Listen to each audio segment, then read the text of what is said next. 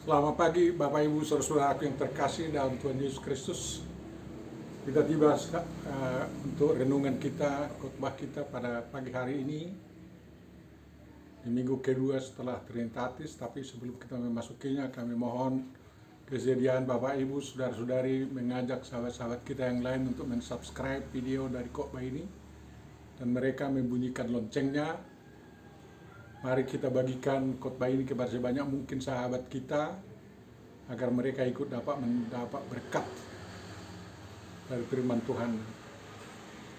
Saya sampaikan terima kasih atas bantuan dan kerjasama Bapak Ibu Saudara kepada saya. Mari kita persiapkan diri kita untuk memasuki renungan kita tentang firman Tuhan.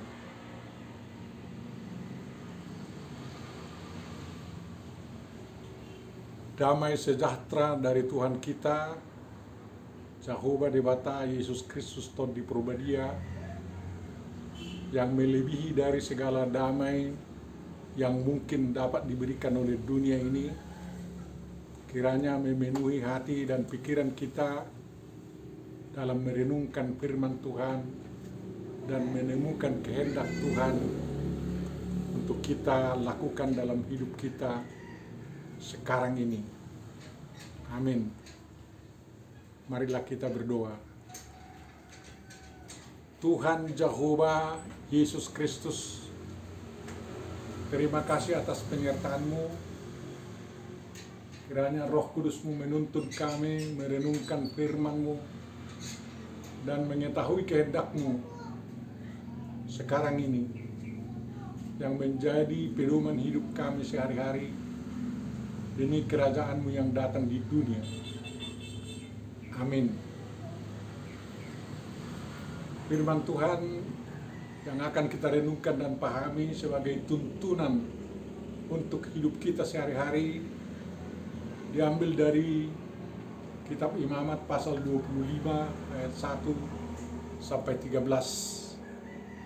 dengan usul tema panggilan memelihara alam. Mari kita baca dan dengarkan apa yang dikatakan firman Tuhan di sana. Tuhan berfirman kepada Musa di Gunung Sinai, "Berbicaralah kepada orang Israel dan katakanlah kepada mereka, apabila kamu telah masuk ke negeri yang akan kuberikan kepadamu, maka tanah itu harus mendapat perhentian sebagai sabat bagi Tuhan. 6 tahun lamanya engkau harus menaburi ladangmu, dan 6 tahun lamanya engkau harus merantingi kebun anggurmu dan mengumpulkan hasil tanah itu. Tetapi pada tahun yang ke-7 haruslah ada bagi tanah itu suatu sabat, masa perhentian penuh, suatu sabat bagi Tuhan. Ladangmu janganlah kau taburi, dan kebun anggurmu janganlah kau rantingi. Dan apa yang tumbuh sendiri dari penuaianmu itu janganlah kau tuai, dan buah anggur dari pokok anggurmu yang tidak dirantingi janganlah kau petik. Tahun itu harus menjadi tahun perhentian penuh bagi tanah itu. Hasil tanah selama sabat itu haruslah menjadi makanan bagimu, yakni bagimu sendiri, bagi budakmu laki-laki, bagi budakmu perempuan, bagi orang upahan, dan bagi orang asing di antaramu yang semuanya tinggal padamu, juga bagi ternakmu dan bagi binatang liar yang ada di tanahmu. Segala hasil tanah itu menjadi makanannya. Selanjutnya engkau harus menghitung 7 tahun sabat, yakni 7 kali 7 tahun, sehingga masa 7 tahun sabat itu sama dengan 49 tahun. Lalu engkau harus memperdengarkan bunyi sangkakala di mana-mana. Dalam bulan yang ke-7, pada tanggal 10 bulan itu, pada hari raya pendamaian, kamu harus memperdengarkan bunyi sangkakala itu di mana-mana di seluruh negeri ini. Kamu harus menguduskan tahun yang ke-50 dan memaklumkan kebebasan di negeri itu bagi segenap penduduknya. Itu harus menjadi tahun Yobel bagimu. Dan kamu harus masing-masing pulang ke tanah miliknya dan kepada kaumnya. Tahun yang ke-50 itu harus menjadi tahun Yobel bagimu. Jangan kamu menabur, dan apa yang tumbuh sendiri dalam tahun itu jangan kamu tuai, dan pokok anggur yang tidak dirantingi jangan kamu petik buahnya. Karena tahun itu adalah tahun Yobel, haruslah itu kudus bagimu. Hasil tahun itu yang hendak kamu makan harus diambil dari ladang. Dalam tahun Yobel itu, kamu harus masing-masing pulang ke tanah miliknya. Demikianlah firman Tuhan, Bapak Ibu saudaraku yang terkasih. Mari kita sambut dengan menyanyikan firman-Mu menjadi terang bagi hidup kami.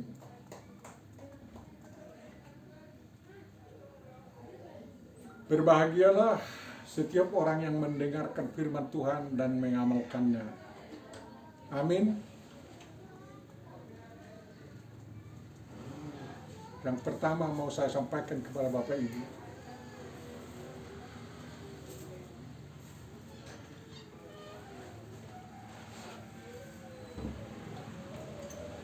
umat Israel tahu tentang kejayaan Yusuf bin Yakub, anak Yakub, yang menjadi orang kedua dalam kerajaan Firaun di Mesir.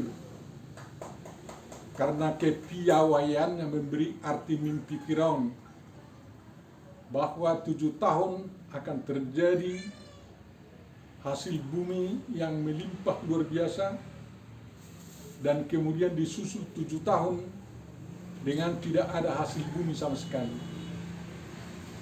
Yusuf ditugaskan untuk mengumpulkan kelebihan hasil 7 tahun masa melimpah hasil bumi untuk diatur sebaik mungkin agar cukup perbekalan untuk kehidupan seluruh warga Mesir dan hewan-hewannya selama 7 tahun masa tidak ada hasil bumi, 7 tahun bencana kelaparan.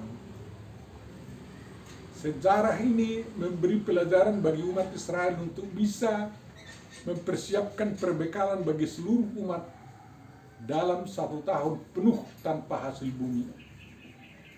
Tetapi bangsa Israel membuat tidak mendapat hasil bumi 1 tahun bukan karena bencana alam, melainkan terjadi secara terencana dengan mengkombinasi 3 hal demi kehidupan berbangsa, berekonomi, dan beragama mereka. Secara terencana mereka tidak mendapat hasil apa-apa dari pertanian, sumber pendapatan utama mereka, karena tanah diberi waktu untuk istirahat, berhenti menghasilkan, dibiarkan tanpa diolah dan tanpa ditanami dalam 1 tahun, dan tidak ada panen. Dan selama 1 tahun itu ekonomi mereka tidak menjadi runtuh karena mereka mengumpulkan hasil bumi selama 6 tahun untuk dapat melewati masa setahun tanpa panen, dan mereka tidak berkekurangan dalam kehidupan ekonomi. Dalam melewati 1 tahun tanpa penaburan benih, tanpa pengurusan tanaman budidaya, tanpa panen, sebab tahun itu merupakan tahun Sabat tanah, perhentian bagi tanah, yang sekaligus merupakan tahun Sabat Tuhan. Diharapkan dalam 1 tahun itu tanah yang berhenti bersabat itu Tanah yang bersabat itu akan merehabilitasi dirinya secara alami untuk dapat diolah di tahun berikutnya. Setelah lewat 6 kali tahun sabat tanah atau tahun sabat Tuhan, tahun sabat ke-7. Tahun sabat ke-7 itu yang sama dengan tahun ke-50 harus dijalani dengan lebih sukacita lagi. Tahun sabat ke-7 yang sama dengan tahun ke-50 dijadikan menjadi tahun Yobel, tahun kebebasan bagi seluruh umat Israel yang ditandai dengan masing-masing pulang ke tanah miliknya dan kepada kaumnya. Tahun Yobel itu diumumkan pada tanggal 10 bulan ke-7 atau bulan Abib atau bulan Tisri yang sejajar dengan bulan September dalam kalender kita, bertepatan dengan hari pendamaian dengan membunyikan sangkakala di seluruh negeri. Tanggal 10 Abib itu kira-kira pertengahan tahun, yang sebenarnya pada bulan itu perbekalan sudah mulai menipis karena dihabiskan dalam setengah tahun Yobel yang sudah berlalu. Tetapi justru di bulan 7 itu umat Israel harus lebih bersukacita dalam keadaan paceklik tersebut. Itu merupakan latihan kehebatan Israel mengatur ekonomi mereka. Dalam keadaan paceklik, tidak ada di antara mereka yang mati kelaparan. Dengan kembali kepada milik masing-masing, mereka mengatur kembali keadilan pertanahan bagi seluruh rakyat Israel. Sehingga tidak seorang pun merasa tidak ada tanah miliknya di bumi Israel yang sebenarnya sangat sempit itu. Dan juga tidak ada yang merasa rugi mengembalikan kepada pemiliknya semula tanah yang pernah digadaikan kepadanya, karena dianggap dalam 50 tahun atau 43 tahun dikelola, tanah itu sudah menghasilkan lebih dari 5 kali lipat dari harga gadaian yang dibayarkan dulu kepada pemiliknya. Tujuan tahun Yobel adalah memberi keadilan sosial bagi seluruh rakyat Israel. Mungkin Israel modern tidak lagi melakukan tahun Yobel seperti diaturkan dalam Imamat 25. Tetapi praktek penghapusan utang sesama bangsa Israel setelah 50 tahun masih terjadi. Sekarang mereka mengatur tanah pertanian mereka dengan sistem kibuts, suatu pertanian yang bukan dimiliki seorang tuan tanah, melainkan dimiliki oleh semua warga satu klan atau satu kibuts yang mungkin terdiri dari ratusan ribu orang. Mungkin semua dimiliki oleh semua. Itu kenyataan, bukan hanya kemungkinan. Semua dimiliki oleh semua dan diperuntukkan untuk semua. Di suatu kibuts tidak ada pengangguran, semua bekerja, tidak ada yang tidak berpendapatan, semua angkatan kerja punya penghasilan, semua ahli dan keahlian digunakan di setiap kibuts. Setiap kibuts dilengkapi dengan segala peralatan dan mesin yang sedapat-dapatnya buatan mereka sendiri, yang dibutuhkan mereka untuk pengolahan tanah dan pengolahan hasil bumi pasca panen, dan pembuatan peralatan-peralatan mereka untuk hidup. Jadi ada di sana mesin traktor, pabrik traktor, bahkan pabrik senjata pun ada di sini. Pengasahan emas, pengasahan perak, dan segala macam kerajinan yang menjadi lapangan kerja dari setiap anggota kibuts tersebut. Dengan adanya sistem kibuts yang mereka kembangkan, praktek gadai menggadaikan tanah menjadi terhapuskan. Sistem kibuts lebih memakmurkan rakyat secara merata dan berkeadilan sosial bila dibanding dengan sistem komunisme ala Marxisme, Leninisme, dan Maoisme. Yang kedua, Bapak Ibu Saudara, pelajaran yang sangat bagus dari firman Tuhan yang menjadi renungan kita minggu ini adalah A. Adanya usaha yang sungguh luar biasa dalam membangun ketahanan pangan dalam rangka lolos melewati tahun sabat tanah, tahun tanpa panen. B. Adanya kerelaan umat Tuhan untuk tidak mengeksploitasi tanah mereka hanya demi kemakmuran ekonomi semata-mata. C. Adanya kesadaran tinggi umat Tuhan mematuhi perintah Tuhan demi memuliakan Tuhan, sekaligus memberi kesempatan kepada bumi untuk merehabilitasi dirinya sendiri. D. Adanya usaha umat Tuhan untuk membangun keadilan tanah agar setiap warga mereka tidak merasa tidak memiliki tanah di tanah air mereka. Setiap warga menjadi benar-benar memiliki tanah di negeri mereka. Tanah harus digunakan untuk keadilan sosial bagi seluruh umat Tuhan dan sekaligus sebagai sarana pemuliaan Tuhan. E. Tahun Yobel itu sekaligus tahun pendamaian. Dan dengan adanya tahun Yobel itu, rasa kecemburuan antara si miskin dan si kaya menjadi hilang. Si miskin mendapat kembali miliknya, dan si kaya tidak merasa rugi mengembalikan milik si miskin. Mereka bersama-sama memulai suatu pola hidup dalam pendamaian dan kedamaian. Jadi dari teks itu kita belajar bagaimana orang dikuatkan untuk cinta tanah air.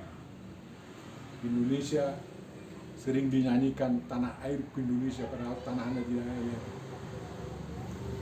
Undang-undang land reform belum berhasil diterapkan, sedangkan tanah perkebunan yang sudah dilepaskan tidak berhasil dibagi dengan adil pada rakyat kecil, dan masih kita tunggu terus agar terjadi keadilan tanah di Indonesia. Hal yang ketiga yang mau saya sampaikan kepada Bapak Ibu, bisa saja orang mengatakan bahwa pola hidup bangsa Israel yang dikatakan dalam firman Tuhan ini tidak lagi dapat dipraktekkan di zaman sekarang, di zaman now ini. Tetapi dalam bentuk lain pasti bisa, sama seperti dilakukan oleh bangsa Israel modern. Bayangkan misalnya betapa indahnya kalau Bank Dunia atau International Monetary Fund atau IMF membebaskan dengan sukarela segala hutang-hutang negara-negara miskin yang pembayaran bunganya saja sudah menghabiskan pendapatan domestik bruto negara miskin tersebut. Kalau hutang itu tidak dibebaskan atau dikatakan tak perlu dibayar, Bank Dunia atau IMF menjadi lembaga pemeras negara-negara miskin. Yang sedihnya, kita tahu negara miskin pun tidak dituntun mengatasi kemiskinannya. Sungguh membahagiakan juga kalau dalam usaha pembangunan pariwisata yang sedang digalakkan sekarang, Para pemodal atau investor tidak membeli tanah-tanah rakyat kecil di mana mereka akan membangun perusahaan mereka. Tetapi investor itu menyertakan pemilik tanah itu menjadi pemilik saham atau pemilik investasi dalam perusahaan yang didirikan di atas tanah rakyat kecil yang tidak tahu apa-apa itu. Nah, tindakan seperti itu diarahkan pasti merupakan tindakan kasih. Dengan demikian, pemilik tanah tidak menjadi terusir dari tanah airnya, tetapi tetap merasa ikut memiliki di negeri dan perusahaan di negerinya itu. Kita tahu Bapak Ibu Saudara, sejak adanya kemauan perusahaan perkebunan kayu di Sumatera Utara untuk menyewa lahan-lahan rakyat untuk ditanami kayu yang dibutuhkan pabriknya, bentrokan antara rakyat dengan perusahaan itu drastis menurun, bahkan hilang sama sekali. Tak usah saya sebut nama perusahaan perkebunan kayu itu yang ada pabrik kayunya juga di Sumatera Utara. Rakyat menjadi ikut menjaga keselamatan hutan kayu yang ada di lahan yang mereka sewakan. Kemudian, seandainya fungsi Danau Toba dikembalikan sebagai lahan perikanan seluruh rakyat atau seluruh masyarakat sekitar Danau Toba seperti dulu, maka seluruh rakyat akan berlomba-lomba menjaga kelestarian, kebersihan, dan kekayaan Danau Toba. Rakyat sendiri nantinya, seperti dahulu kala, membuat aturan-aturan yang akan mereka patuhi demi kemakmuran mereka dari hasil menangkap ikan di danau itu dan dari budidaya lainnya. Dulu ada kesepakatan masyarakat pinggir Danau Toba untuk tidak menangkap ikan di bulan-bulan tertentu agar ada kesempatan bagi danau itu memberikan hasil ikan atau ikan yang menjadi hasil danau tersebut lebih besar di kemudian hari.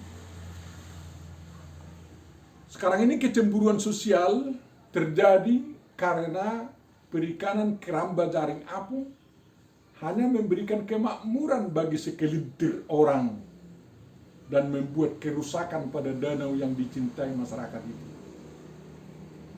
Sehingga timbul pertanyaan, mengapa pengelolaan danau itu sekarang tidak bisa dimodernisasi dalam rangka memberikan keadilan sosial bagi seluruh rakyat Indonesia, bahkan bagi semua manusia yang berkunjung ke sana. Tampaknya yang semakin menjadi-jadi terjadi adalah berlomba merusak danau itu. Padahal danau itu adalah pilar kehidupan bagi umat manusia, terutama bagi masyarakat sekitar Danau Toba. Adalah tugas semua pihak, gereja, pemerintah, turis, pengusaha, dan lain-lain, untuk meningkatkan kesadaran tentang fungsi Danau Toba yang membahagiakan semua pihak, serta berbuat untuk itu. Kemudian Bapak Ibu Saudara, sehubungan dengan keadilan tanah ini, pengelolaan tanah-tanah kosong atau lahan-lahan tidur di negeri ini harus dipikir dan diatur ulang agar lahan-lahan itu produktif sedikitnya selama 6 tahun, lalu istirahat selama 1 tahun. Lahan tidur yang ada sekarang bukan karena disengaja agar tahun berikutnya lahan itu memberikan hasil yang lebih baik. Lahan itu ditelantarkan dan tidak produktif sepanjang waktu karena tidak ada pengaturan yang tegas dari pemerintah tentang dibagaimanakan lahan tidur itu dan dibagaimanakan pemiliknya apabila bertahun-tahun lahan tidur itu dibiarkan tidak produktif. Entah menjadi hutan misalnya dibikin, bukannya tanaman sayur-sayuran dan nenas, kan produktif sebenarnya itu. Mengapa dibiarkan hanya lalang yang dan semak-semak yang tumbuh di atasnya? Tidak bisa menjadi lahan penggembalaan kerbau dan lain-lain. Tuhan memberikan tanah kepada umat manusia adalah dalam rangka mewujudkan keadilan sosial bagi seluruh rakyat di negeri ini. Demikian fungsi Taman Eden yang diserahkan Tuhan kepada manusia waktu itu. Dan sekarang ini Tuhan sudah memperkenankan manusia membuat seluruh tanah di bumi ini menjadi Taman Eden, tempat yang membahagiakan bagi seluruh umat manusia. Untuk itulah, makanya harus dipikir ulang dan dilakukan bagaimana mengatur bumi kita ini, mengatur tanah-tanah di negeri kita ini. Ada masa pengelolaan yang harus betul-betul aktif, ada masa untuk berhenti, berhasil membuahkan hasil, dan ada masa untuk dijadikan perusahaan, tempat perusahaan dan lain-lain. Disitulah pemikiran dari para cendekiawan, para ahli sangat dibutuhkan untuk bangsa kita. Tuhan menuntun kita semua untuk bisa memasukkan nilai-nilai indah dari firman Tuhan yang kita dengarkan hari ini dalam kehidupan kita berbangsa, bernegara, bertanah air, bermasyarakat, berkampung dan beradat serta beragama. Bapak Ibu Saudaraku yang terkasih. Amin. Mari kita sambut firman ini dengan menyanyikan firman-Mu berkatilah kekal dalam hati. Marilah kita berdoa. Tuhan Bapa Surgawi, terima kasih atas firman yang telah Kau sampaikan kepada kami, sehingga kami bisa merenungkan kembali tentang apa-apa yang harus kami lakukan demi masa depan bangsa kami, masyarakat kami, yang berkeadilan sosial di masa depan ini, sehubungan dengan tanah-tanah yang Engkau anugerahkan kepada bangsa kami di Indonesia ini. Berikanlah hikmat kepada pemerintah kami, dari pusat sampai ke desa-desa, untuk terus bisa mengatur dan melakukan yang terbaik demi membuat tanah itu demi kemuliaan nama-Mu dan juga demi kesejahteraan bangsa dan negara kami. Bapak Surgawi, jangan biarkan orang-orang tidak memiliki tanah di negeri kami ini, bukan hanya untuk tempat penguburan mereka, tetapi tempat mereka berproduksi, tempat mereka mendirikan rumah, membuat usaha-usaha demi kehidupan setiap warga negara kami yang berkeadilan di tengah-tengah bangsa kami di era yang super canggih ini. Bahwa kami jauhkanlah tindakan-tindakan perampasan hak-hak atas tanah oleh para pengusaha-pengusaha besar, para investor. Tapi sadarkan mereka agar mereka ikut menurut sertakan orang-orang kecil, pemilik tanah yang kecil yang mereka butuhkan di dalam perusahaan-perusahaan raksasa yang mereka dirikan itu. Karena rakyat tahu adanya perusahaan itu adalah demi kesejahteraan bangsa dan negara kami. Jauhkanlah percekcokan di kalangan bangsa-bangsa kami oleh karena persoalan tanah, entah itu tanah sejengkal atau tanah beribu hektar. Bapak Surgawi, kiranya berkatilah hasil-hasil bumi bangsa Indonesia semua, agar bangsa kami bisa lolos dari kepailitan atau keruntuhan ekonomi oleh karena pandemi COVID-19 ini yang sudah membuat bangsa kami tidak mendapat pendapatan yang cukup. Tuhan, kami hanya sampai 3% perkembangannya sekarang ini. Tapi kami mohon Tuhan, Tuhanlah yang menjadi kawan bangsa kami untuk menaikkan pendapatan bangsa dan negara kami, sehingga kesejahteraan umatmu, seluruh umat beragama, seluruh warga negara Indonesia semakin meningkat di negeri ini. Bapak Surgawi, sembuhkanlah semua orang-orang yang sedang sakit oleh karena pandemi COVID-19. Kami berulang-ulang memohon itu kepadamu. Dan kiranya usaha-usaha para ahli yang ada di seluruh dunia berhasil menemukan vaksin yang paling mujarab dan obat yang paling mujarab untuk mengobati orang-orang yang kena COVID-19 dan mencegah orang-orang sehat tidak tertular dengan COVID-19 itu. Terima kasih Bapak, sempurnakanlah doa kami, karena kami sebenarnya tidak layak dan kurang tahu memohon kepadamu.